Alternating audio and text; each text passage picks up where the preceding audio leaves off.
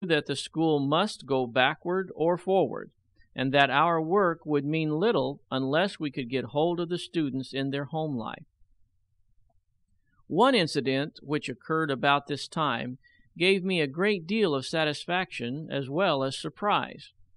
When it became known in the town that we were discussing the plans for a new large building, a Southern white man who was operating a sawmill not far from Tuskegee came to me and said that he would gladly put all the lumber necessary to erect the building on the grounds, with no other guarantee for payment than my word that it would be paid for when we secured some money.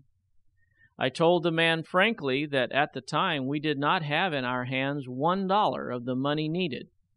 Notwithstanding this, he insisted on being allowed to put the lumber on the grounds. After we had secured some portion of the money, we permitted him to do this. Miss Davidson again began the work of securing in various ways small contributions for the new building from the white and colored people in and near Tuskegee. I think I never saw a community of people so happy over anything as were the colored people over the prospect of this new building. One day, when we were holding a meeting to secure funds for its erection, an old antebellum colored man came a distance of 12 miles and brought in his ox cart a large hog. When the meeting was in progress, he rose in the midst of the company and said that he had no money which he could give, but he had raised 2 fine hogs, and that he had brought one of them as a contribution toward the expenses of the building. He closed his announcement by saying, "Any nigger that's got any love for his race or any respect for himself will bring a hog to the next meeting." Quite a number of men in the community also volunteered to give several days' work each toward the erection of the building. After we had secured all the help that we could in Tuskegee, Miss Davidson decided to go north for the purpose of securing additional funds. For weeks she visited individuals and spoke in churches and before Sunday schools and other organizations. She found this work quite trying and often embarrassing. The school was not known, but she was not long in winning her way into the confidence of the best people in the North. The first gift from any Northern person was received from a New York lady whom Miss Davidson met on the boat that was bringing her north. They fell into a conversation, and the Northern lady became so much interested in the effort being made at Tuskegee that before they parted, Miss Davidson was handed a check for $50. For some time before our marriage, and also after it, Miss Davidson kept up the work of securing money in the North and in the South by interesting people by personal visits and through correspondence. At the same time, she kept in close touch with the work at Tuskegee as lady principal and classroom teacher. In addition to this, she worked among the older people in and near Tuskegee and taught a Sunday school class in the town.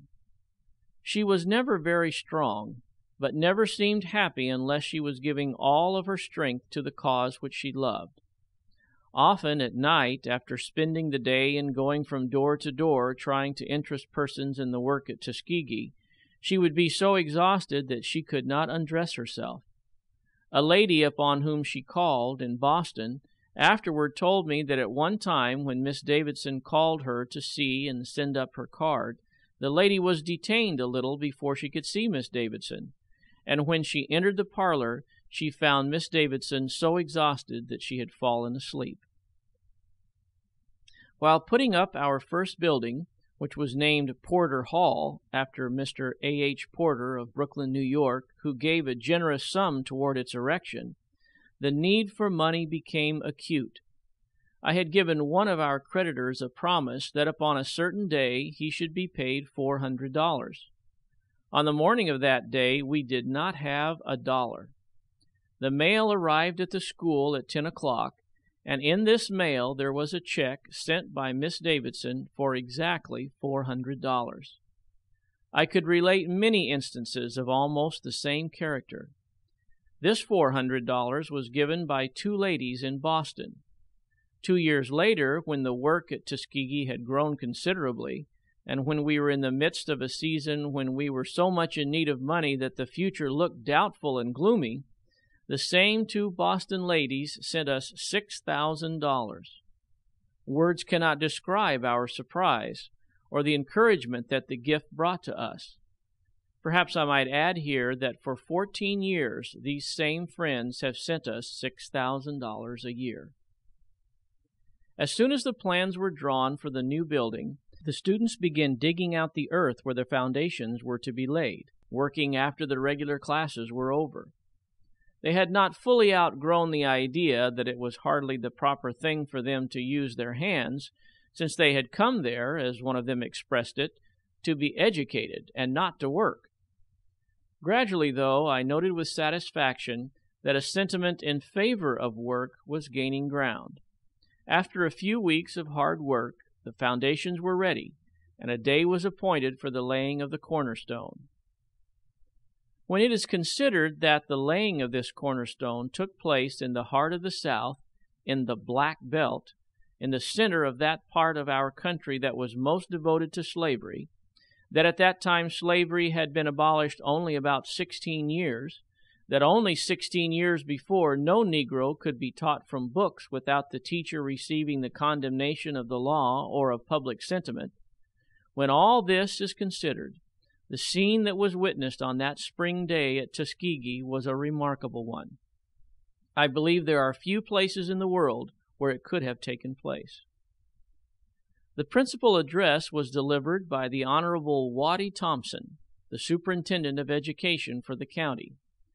About the cornerstone were gathered the teachers, the students, their parents and friends, the county officials, who were white, and all the leading white men in that vicinity, together with many of the black men and women whom the same white people but a few years before had held a title to as property.